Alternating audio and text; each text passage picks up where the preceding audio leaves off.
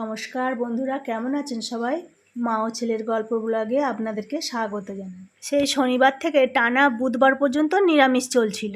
টানা 5 দিন নিরামিষ খাওয়ার পর আজকে বাড়িতে মাছ এসেছে। এখন তো শ্রাবণ মাস চলছে, তাই শনিবার সোমবার নিরামিষ খাওয়া হয়। মাঝে রইল মঙ্গলবার। প্রতি মঙ্গলবারেই বাড়িতে নিরামিষ হয়। আর বুধবারটা ছিল একাদশী, তার জন্যে বাড়িতে 5 দিন নিরামিষ হয়েছিল। তাই ভাবলাম আজকে একটু মাছের ঝোল বানাই। আপনাদের দাদা কাতলা মাছ পাঠিয়েছিল, তাই ওল আর আলু দিয়ে কাতলা মাছের ঝোল বানাবো। প্রথমেই আলু ওল কেটে নিয়েছি, তারপর মাছগুলোও ভেজে নিয়েছি।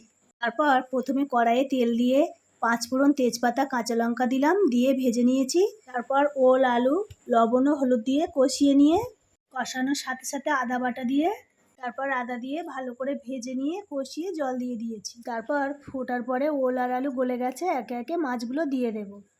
এবার বেশ খানিকক্ষণ তরকারিটা ফুটে গাঢ় হয়ে গেছে, আর গুঁড়ো মশলা দিয়ে বেশ আরও খানিকক্ষণ ফুটিয়ে নেব। কষানোর সময় আমি কাশ্মীরি লঙ্কার গুঁড়োও দিয়েছিলাম, সেটা বলতে ভুলে গেছিলাম।